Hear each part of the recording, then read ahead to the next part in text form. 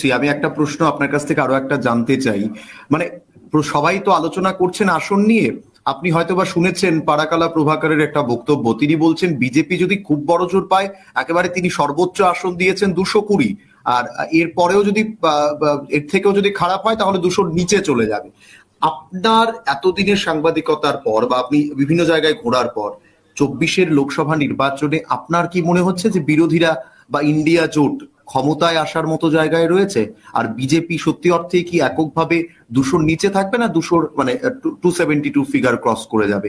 একই সঙ্গে আরেকটা প্রশ্ন আমি করছি, কারণ প্রশান্ত কিশোরের সেই বক্তব্যটা আমরা শুনছিলাম যেখানে তিনি বলছেন যে মোদি খুব আইডেন্টিক্যালি খুব চালাকি করে এই 400 পার বা 400 পারের যে ফিগারটা সেট করে দেওয়া, আর বিরোধীরা ওই 400 পারেই আটকে গেছে। আসলে মোদির টার্গেট হচ্ছে 272, ম্যাজিক ফিগারটাকে ক্রস করা। এটা যদি করে যায় তাহলে যে যাই বলুক 400 কেন পেল না বিজেপি, সেটা নিয়ে আলোচনা হবে না, সরকারে কে এলো এটা নিয়ে আলোচনা হবে। তো মানে এই দুটো প্রশ্ন আমি রাখবো, বিরোধীরা কি কোথাও আটকে গেছেন কিনা এই 400 পারের মধ্যে? প্রথমে এই ভদ্রলোকের প্রতি আমি অত্যন্ত শ্রদ্ধাশীল। এই আমাদের অর্থমন্ত্রীর স্বামী আমার সঙ্গে দেখাও হলো কিছুদিন আগে, এবং অনেক আগেই আমি লন্ডনে থাকাকালীনও ওর সঙ্গে আমার নিয়মিত কথাবার্তা হয়েছে। খুব খুব ইন্টারেস্টিং লোক, এবং সত্যি কথা বলতে যে আমাদের দেশে এরকম মানুষদের খুব বেশি করে দরকার।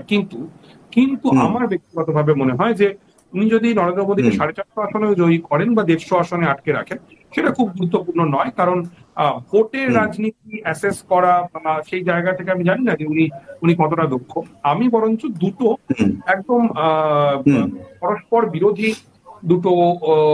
দুজন ভদ্রলোককে নিয়ে একটুখানি কথা বলতে চাইবো। একদিকে মিস্টার প্রশান্ত কিশোর, যিনি কনফিডেন্টলি বারবার করে বলছেন যে বিজেপি আগের বারের প্রথমত 400 পার বা 400 এই বিষয়টা নিয়ে কথা বলার কোনো অর্থ হয় না। মানে এটা অত্যন্ত আমরা সাধারণ মানুষের কাছে এটা গুরুত্বপূর্ণ হতে পারে, বিজেপি লিডারশিপের কাছে তাদের কর্মীদেরকে চাঙ্গা করবার জন্য এবং স্লোগান হিসেবে নো ডাউট আউটস্ট্যান্ডিং স্লোগান। কিন্তু আমরা সকলেই জানি যে এটা অবাস্তব যদি না ইভিএম সংক্রান্ত যে অভিযোগগুলি উঠছে সেই অভিযোগগুলি সত্যি হয়। এটা সম্ভব নয়। বিজেপি ভাবে লড়াইয়ের জায়গাতেই নেই 400 মতো আসনে। কাজেই প্রত্যেকটা আসনে বিজেপি জিতবে এরকম তো নয়। কারণ আপনি যদি দেখেন তামিলনাড়ুতে প্রায় খান 40 আসন রয়েছে, বিহারে বিজেপি মাত্র 17টায় বোধহয় লড়ছে, মানে সেখানেও প্রায় খান 20 আসনে তারা লড়ছে না। পশ্চিমবঙ্গেও অনেকগুলি আসনে তারা প্রার্থী দিলেও তারা জেতার জায়গা নেই।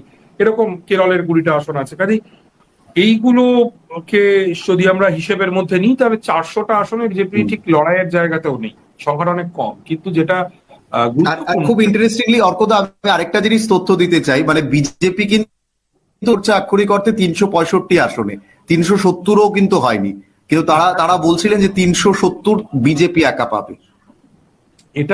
এই কনফিডেন্সকে ডেফিনেটলি আমলে নিতে হবে। তার কারণ আপনি যদি স্ট্রাইক রেট দেখেন তাহলে যে 6টা গুরুত্বপূর্ণ রাজ্য আমরা জানি, মধ্যপ্রদেশ, উত্তরপ্রদেশ, রাজস্থান, গুজরাট ইত্যাদি, সেখানে বিজেপির 14 এবং 9-এর অসাধারণ স্ট্রাইক রেট, দুর্দান্ত স্ট্রাইক রেট। এবারে এই 370টা আসনের বা 65 আসনের ক্ষেত্রে যদি স্ট্রাইক রেট সেই জায়গাতে চলে যায় তাহলে ডেফিনেটলি একটা অদ্ভুত ফলাফল হতে পারে, কিন্তু সেটাও 400 নয়। প্রথম কথা, আমি এই আলোচনা দিতে চাই না। আমি দুজন ভদ্রলোকের কথা, প্রথমে মিস্টার প্রশান্ত কিশোরের কথা আমি বলতে চাই।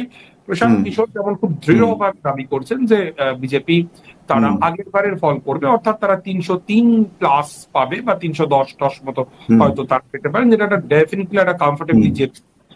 আর যোগেন্দ্র যাদব, যিনি ভারতের অন্যতম শ্রেষ্ঠ নির্বাচনবিদ বলা যেতে পারে, তিনি দাবি করছেন যে বিজেপির পক্ষে 272-এর ম্যাজিক ফিগার ক্রস করা খুব কঠিন। এবারে মিস্টার কিশোর এবং মিস্টার যাদব এই দুজনের বক্তব্যকে কিন্তু আতশ কাচের নিচে ফেলার দরকার রয়েছে। আমরা জানি যে এরা দুজনের পেশাদারি ক্ষেত্রে দুর্ধর্ষ। প্রথম জনের কথা নতুন করে বলবার অপেক্ষা রাখে না। আমরা প্রশান্ত কিশোরের ভূমিকা দেখেছি, কিন্তু এখন কিন্তু প্রশান্ত কিশোর একজন রাজনৈতিক নেতা। তিনি বিহারে একটি রাজনৈতিক দল তৈরি করেছেন যাদের টার্গেট পরবর্তী বিহার বিধানসভা নির্বাচন। কাজেই সেই বিহার বিধানসভা নির্বাচনে কি জেডিইউ এর জায়গাটা প্রশান্ত কিশোর দখল করবেন বিজেপির সাথে অ্যালায়েন্স করে? এই একটা সম্ভাবনা কিন্তু আমরা উড়িয়ে দিতে পারি না। কাজেই প্রশান্ত কিশোর যা বলছে নির্দিষ্টভাবে আমরা বলতেই পারি এবং উনি অনেক সময় উত্তেজিত হয়ে যাচ্ছেন। আপনি দেখেছেন যে মিস্টার থাপারের সঙ্গে ওনার ইন্টারভিউতে উনি উত্তেজিত হয়ে গিয়েছেন।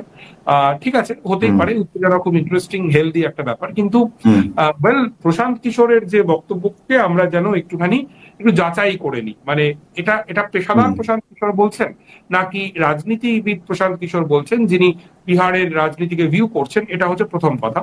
একই সঙ্গে আমরা জানি যে যোগেন্দ্র যাদব এখন কেবল একজন সোফোলজিস্ট নন, তিনি একজন রাজনৈতিক কর্মী, এবং তার যে স্বরাজ অভিযান, রাহুল গান্ধীর ভারত জোড়ো যাত্রা, ভারত জোড়ো ন্যায় যাত্রা, এতে অংশ নিয়েছে। এবং মিস্টার যাদব অসাধারণ সুন্দর একজন মানুষ, তিনি নিজে কিন্তু স্পষ্টই বলছেন যে আমি একজন অ্যাক্টিভিস্ট, কিন্তু এই অ্যাক্টিভিস্ট হয়েও আমি এমন কিছু বলবো না যাতে আমার ক্রেডিবিলিটি নষ্ট হয়। তো ক্রেডিবিলিটি নষ্ট হওয়ার মধ্যে যদি খান 30 আসনেরই একটা গ্যাপ থাকে, তাহলেই কিন্তু সংখ্যাটা 300 থেকে হয় 300 হয়, অথবা কিন্তু 270-এর নিচে নেমে যায়। আমি বলতে পারবো না যে বিজেপি নির্দিষ্ট হাত গুনে বলা সম্ভব নয় যে বিজেপি নির্দিষ্টভাবে কত আসন পাবে, কিন্তু এই কথাটা হয়তো বলা যেতে পারে যে উত্তরপ্রদেশ, মধ্যপ্রদেশ, রাজস্থান, বিহার, ঝাড়খণ্ড, এই রাজ্যগুলিতে, গুজরাট আমি ধরছি না, এই রাজ্যগুলিতে বিজেপির হরিয়ানা, বিজেপির কর্ণাটকা, মহারাষ্ট্র, অবশ্যই মহারাষ্ট্র, বিজেপির 2019-এর ফলের পুনরাবৃত্তি হওয়া কিন্তু খুবই কঠিন। বিজেপি নিঃসন্দেহে এই রাজ্যগুলিতে আসন হারাবে। অন্যদিকে আমি পশ্চিমবঙ্গের আলোচনায় যাচ্ছি না, সেটা একটা পৃথক আলোচনা। অন্যদিকে আমরা বলতে পারি যে বিজেপি গেইনও করবে। যেমন ধরুন, তামিলনাড়ুতে বিজেপির ভোট পার্সেন্টেজ 10 হয়ে যাওয়ার সম্ভাবনা, কেরলে 1টা বা 2টো আসন তারা জিততেও পারে, কিন্তু এটা খুব স্বাভাবিক বুদ্ধিতেই আমরা বুঝতে পারবো যে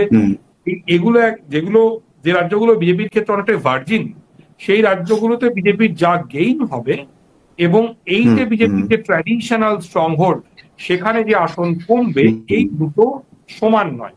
এই বিজেপির আসন ডেফিনেটলি আগের থেকে কমবে, কিন্তু বিজেপি 272 বলে আমার মনে হয়, আমি ভুল হতে পারি।